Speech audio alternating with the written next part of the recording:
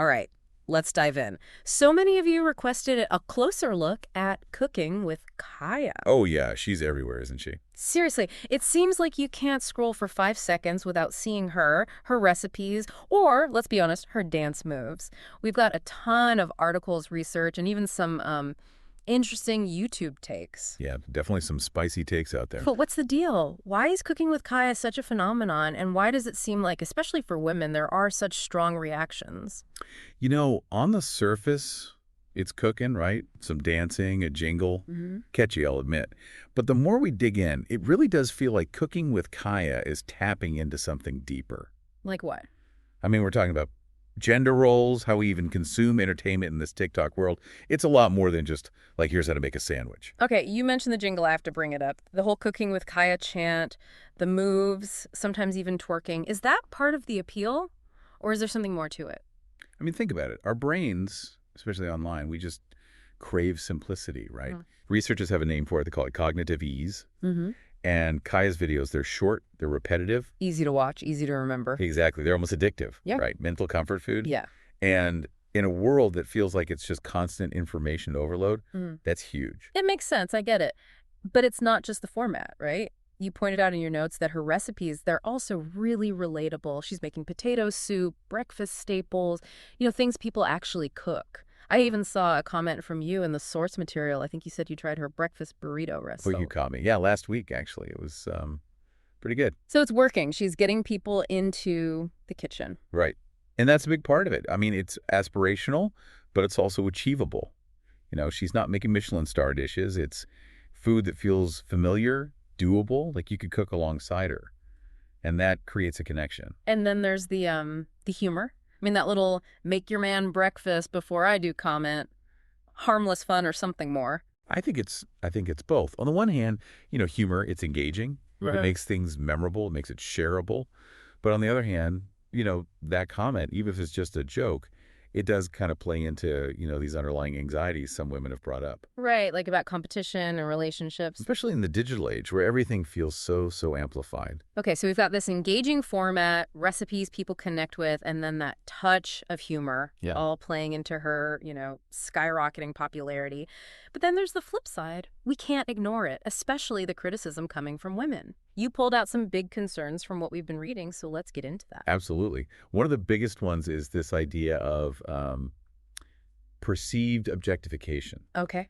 And some women are saying, her dancing, what she's wearing, those kind of suggestive comments, it overshadows the actual cooking. Like they're saying she's not being taken seriously as a cook. Yeah, and maybe even that it's reinforcing some harmful stereotypes.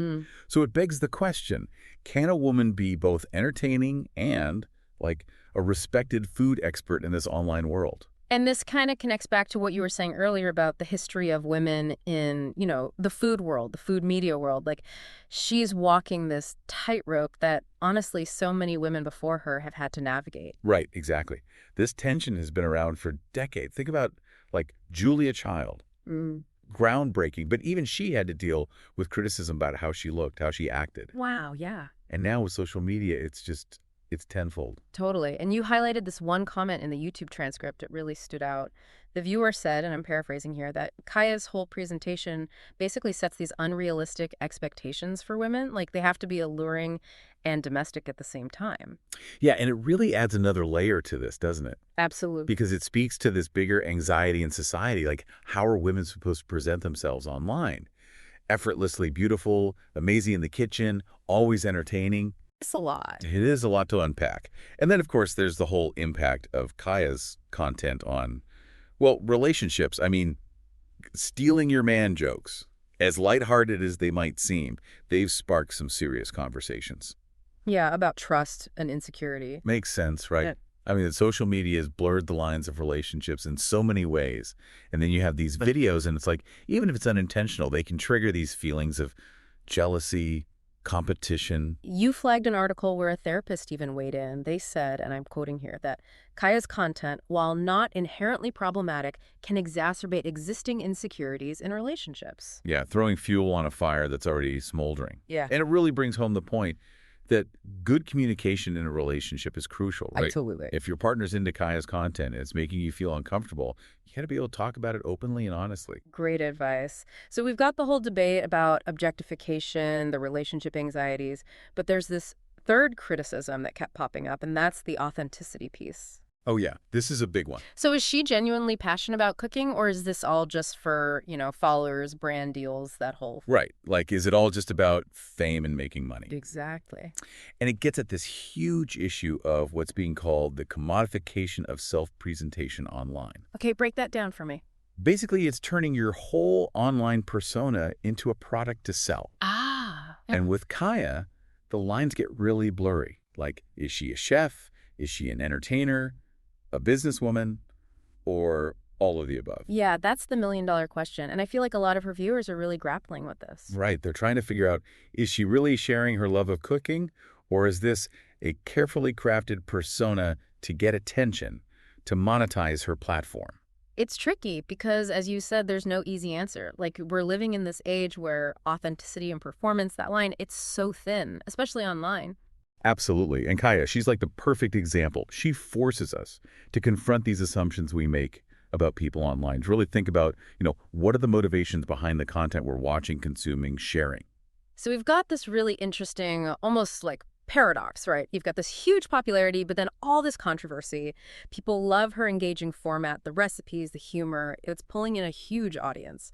But then there's the criticism for maybe objectifying herself, stirring up anxieties in relationships, blurring those lines of authenticity. Right. And all of this is happening at the same time that there's this bigger cultural conversation, right? Mm-hmm. About gender roles, about online entertainment, and honestly, just the power dynamics that are happening in the digital age. And then on top of all that, there's this other layer to the Cooking with Kaya story. It comes from this pretty bold YouTube video we found.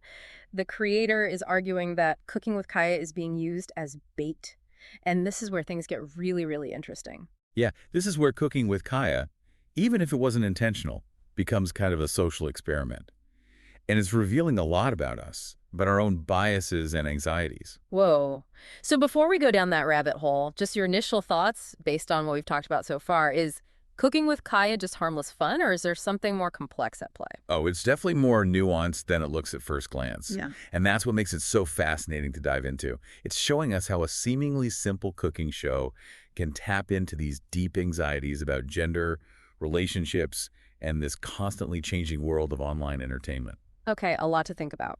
When we come back, we're going to dive into this whole bait theory and explore how Cooking with Kaya is acting as a mirror, reflecting our own attitudes and beliefs about women, food, and really just the complexities of life in the digital age. Buckle up. All right, welcome back. It's crazy how Cooking with Kaya has taken us from, like, potato soup and twerking to these big questions about gender and what's happening online. No kidding. Yeah. I mean, before the break, we were talking about how Kaya's popularity could be tied to this whole cognitive ease thing, our brains wanting simple content online. But then you've got these criticisms about objectification, authenticity, all that. How do those two ideas even exist at the same time? Yeah, it's a bit of a paradox, right? On one hand, she might be successful because she's tapping into that desire for easy entertainment, like we were saying. But then on the other hand, people are calling her out for playing into stereotypes. Right, which brings up a whole other set of questions about how women are supposed to, exist in these online spaces. Totally. And speaking of that, one of the articles you shared talked about the male gaze and how it affects how women present themselves online. Do you think that applies here? I mean, yeah, probably, right? The whole idea that women are constantly being judged based on how appealing they are to, some imaginary male audience. Exactly. And that can create this pressure to conform to certain standards of beauty and behavior, even in something like cooking. And it's not just about being attractive, right? It's this whole thing where women have to be attractive, but not too sexy. They have to be skilled, but not intimidating. You even highlighted a quote in the article about that. It really fits with what's happening with Kaya, don't you think? Absolutely. It's like she can't win.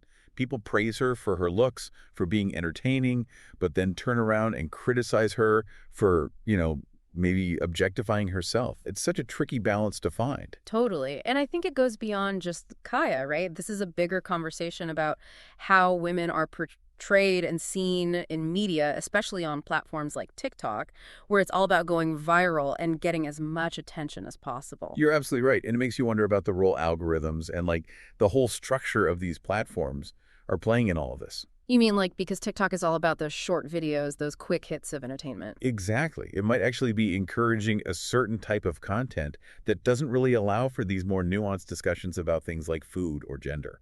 So it's not just Kaya making individual choices, it's also about these larger systems that are shaping what we see and what gets popular online. That's kind of mind-blowing. Right. And it brings us back to this bait theory we mentioned earlier. Remember that YouTuber who was arguing that some men might be using Kaya's content to, like, intentionally get a reaction from women? Yeah, to like expose their insecurities and make them competitive with each other. Exactly. And that's a pretty controversial take, I'll admit. I'm still trying to process it all. What do you think? Is there any truth to that argument? It's tough to say for sure. I mean, obviously we can't just assume everyone has bad intentions or try to generalize about people, but I don't know. I guess it's possible that some people might be doing that. Right. And that YouTuber made another interesting point. They pointed out how the negative reactions from women toward Kaya seemed to come later. Like, at first, there wasn't much criticism, but once men started giving Kaya all this attention, that's when the negative comments from women really started ramping up. It's almost like... Like their reactions were triggered by the attention she was getting from men. Exactly.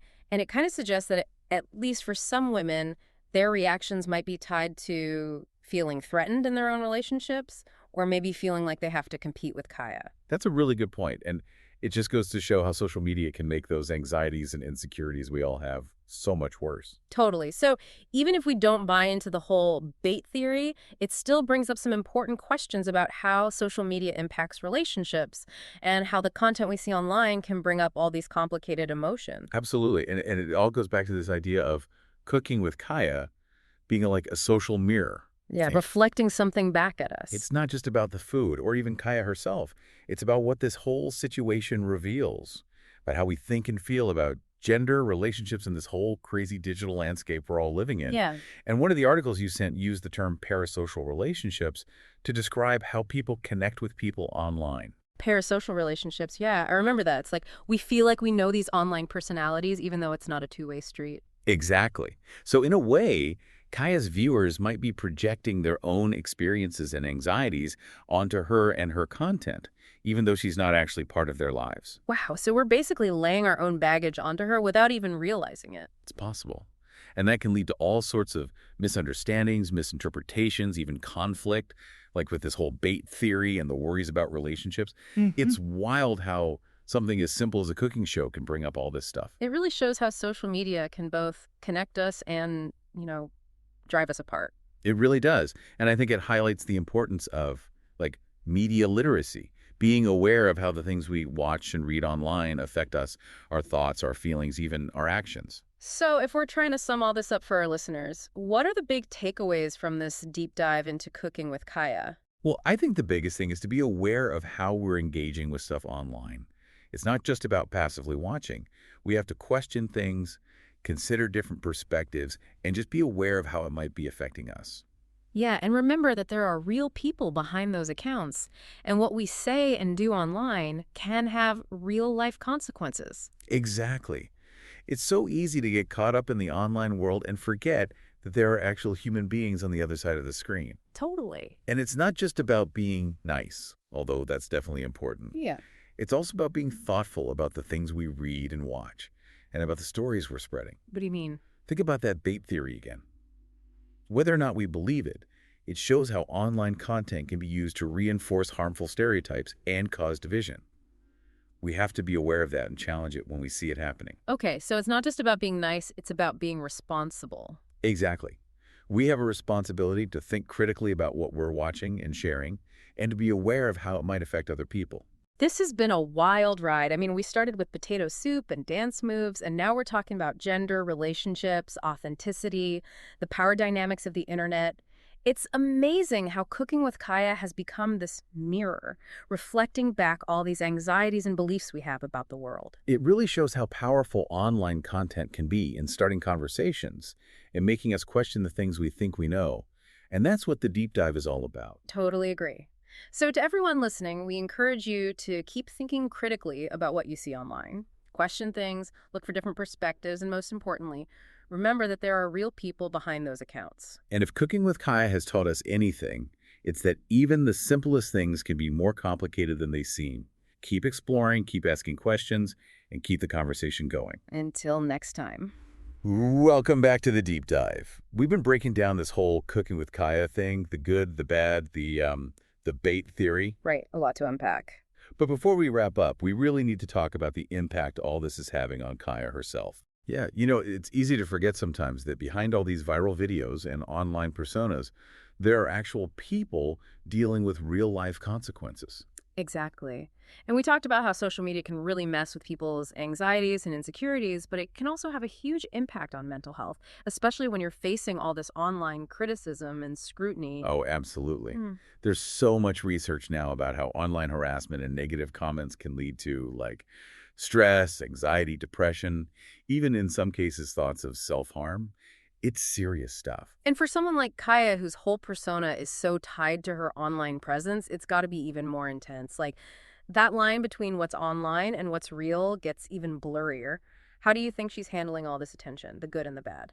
It's hard to say for sure, obviously, without knowing her personally, but I think it's safe to say that this kind of scrutiny, even if it comes from a good place, can really take a toll. It's like she's living in a fishbowl where everything she does is being watched and judged by millions of people. It's got to be exhausting.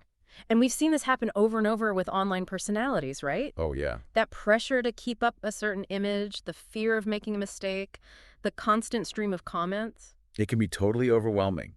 And I think it's important to remember that even the people who seem to be thriving online are still human. They still have vulnerabilities and emotions. So, as we're wrapping up this deep dive, what are some things we should keep in mind when we're engaging with content online, especially with people like Kaya? Any final thoughts for our listeners? I think the biggest thing is to approach everything online with empathy and critical thinking. Remember that there are real people on the other side of those screens, and our words and actions have real consequences. That's such a good reminder. It's so easy to get caught up in the online world and forget that we're interacting with real people. And it's not just about being nice, though that's definitely important. It's also about being aware of the information we're taking in and the stories we're helping to spread. What do you mean by that? Well, think back to that bait theory we were discussing. Regardless of whether you agree with it or not, it shows how online content can be used to reinforce harmful stereotypes and create division.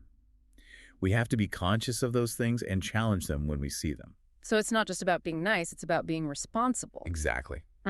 We have a responsibility to think critically about what we're watching and sharing, and to be aware of how it might affect other people. Wow, this has been such a fascinating deep dive. I mean, we started with potato soup and dance moves, and now we're talking about gender, relationships, authenticity, the whole power dynamic of the internet. It's incredible how Cooking with Kaya has become this mirror reflecting all these anxieties and beliefs we have about the world. It really shows you how powerful online content can be, how it can spark these conversations and make us question what we think we know. And that's what the deep dive is all about. Absolutely. So to everyone listening, keep thinking critically about what you see online. Question things, consider different perspectives, and most importantly, remember the human beings behind those accounts. And if Cooking with Kaya has taught us anything, it's that even the simplest things can be way more complicated than they appear. Keep digging deeper, keep asking questions, and keep the conversation going. And that's a wrap for this episode of The Deep Dive. Thanks for joining us. Today is your lucky day. Today is the day that our $3 website works for you, paying you directly to your PayPal daily. Imagine $3 ongoing continuous payments to your PayPal account. Imagine falling asleep and waking up to $300 in your PayPal account. How would this make you feel? How could this help you? What bills could you pay? What kind of fun could you have? What does that retirement look like now? All for a one-time payment of $3. This website is DFY done for you, fully built and completely hosted, and never stops collecting payments for you. You have spent $3 on coffee on a regular, but that coffee won't help you create multiple streams of income. Click the link below.